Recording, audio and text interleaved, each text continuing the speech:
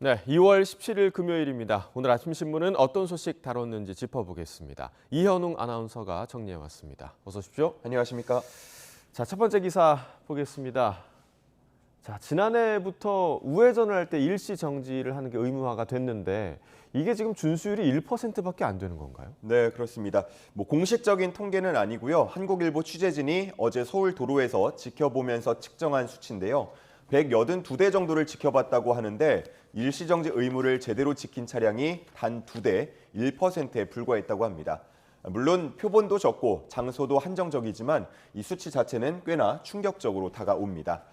기사에서는 이렇게 우회전 일시정지가 완전히 제대로 정착하지 못한 사이에 사고가 계속되고 있고 그렇기 때문에 개선책 마련이 시급하다고 지적하고 있었습니다. 네, 개선책이라고 한다면 어떤 것들이 좀 있을까요? 여러 의견들 나오고 있는데요. 일부 운전자들은 교차로와 횡단보도 사이의 거리가 짧은 게 문제라고 보고 있기도 합니다. 특히나 대형 차량에 의한 사고가 많은데 대형 차량은 우회전할 때 사각지대가 크기 때문에 횡단보도를 교차로에서 더 멀리 떨어뜨리는 게 시급하다고 말하고 있었고요. 반면 교통 전문가는 횡단보도와 교차로를 떨어뜨리는 건 보행자의 불편도 감수해야 하기 때문에 쉬운 해결책은 아니라고 말했습니다.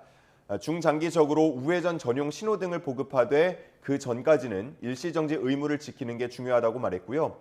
또 우회전 차량이 감속할 수 있도록 과속 방지턱을 설치하는 방안도 고민해 볼 필요가 있다는 의견도 있었습니다. 네, 보행자들의 안전을 지키는 일인 만큼 이 준수율을 높일 수 있는 묘안이 조금 필요해 보입니다.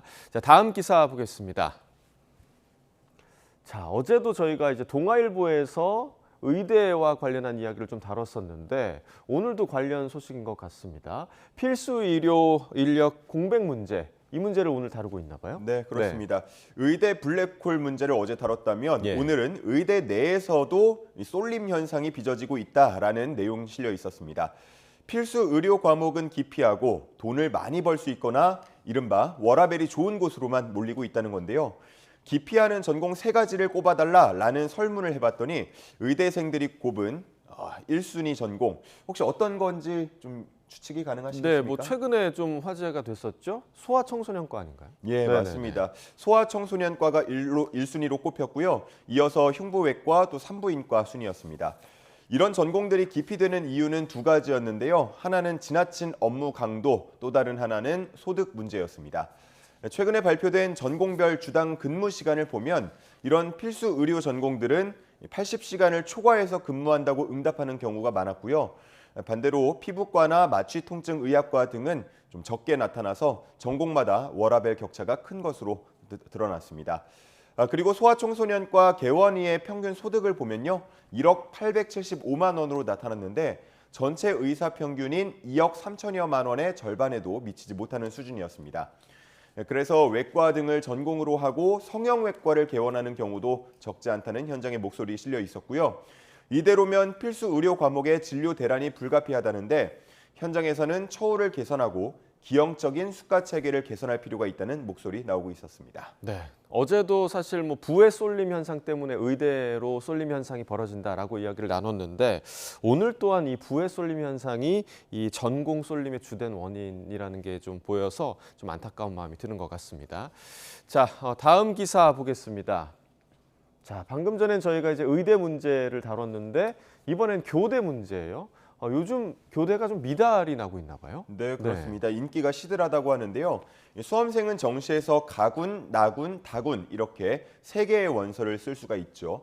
그렇기 때문에 경쟁률이 3대 1이 되지 않으면 사실상 정원 미달로 보기도 하는데요.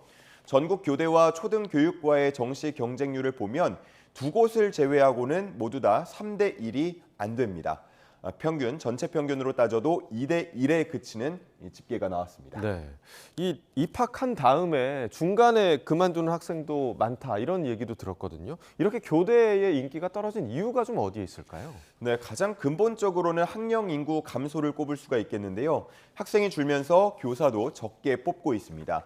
올해 17개 시도교육청의 임용 규모를 보면 작년보다 5.2% 줄어든 모습 확인할 수 있었고요. 임용이 어려워진 게 가장 큰 인기 하락 원인이었고 또 교권 침해 사례가 빈번히 발생하는 것도 영향을 주고 있다고 합니다. 그리고 또 다른 의견도 있었는데요. 다양한 경험을 원하는 MZ세대 특성상 교대보다는 종합대학을 선호한다는 분석도 있었습니다. 네, 과거에는 이 교사가 존경받고 또 선망이 되는 그런 직업군이었는데 새삼 세상이 많이 바뀌었구나 하는 거를 좀 느끼게 됩니다. 자, 다음 기사 보겠습니다. 자, 3시간이면 뚝딱 AI로 유튜브 영상을 표절했다. 자, 또 AI 관련 문제가 좀 나왔나 봐요. 네, 그렇습니다. 최근에 한 과학 영화 유튜버가 자신의 유튜브 영상이 도둑질 당하고 있다면서 고발하는 영상을 올려서 논란이 되고 있습니다.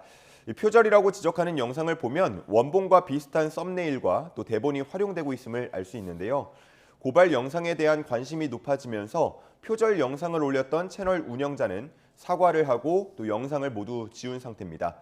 그리고 표절 과정에 AI가 활용된 걸로 알려지면서 논란이 커지고 있습니다. 네, 우주 관련 내용인 것 같은데 그러면 우주에 대해서 전혀 몰라도 이 AI를 활용하게 되면 3시간 만에 그대로 영상을 만들어낼 수 있는 건가요? 네, 그렇습니다. 실제 표절 영상을 올린 유튜버가 했던 말을 보면요. 3시간 만에 만들 수 있다 이런 얘기를 하고 있는데 표절 유튜버는 몇 가지 AI 프로그램을 활용해서 이 영상을 복제했습니다.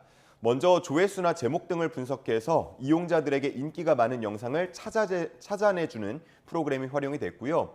그렇게 타깃을 고르고 나면 원본 영상의 소리를 듣고 텍스트 파일로 바꿔주는 AI 프로그램을 통해서 대본을 만들어냈다고 합니다.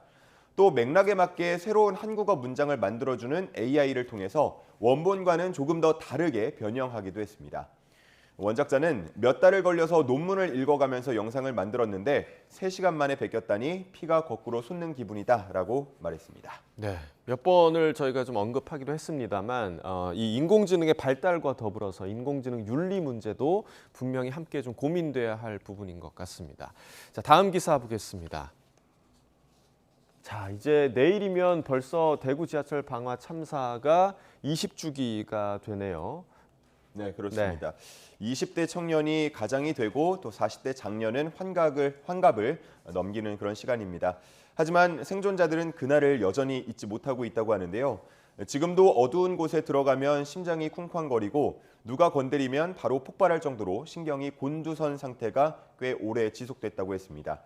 20년 전만 하더라도 내상을 치유하는 게 낯설고 서툴었다면서 트라우마 치유를 제대로 하지 못한 점에 대해서 아쉬워했습니다.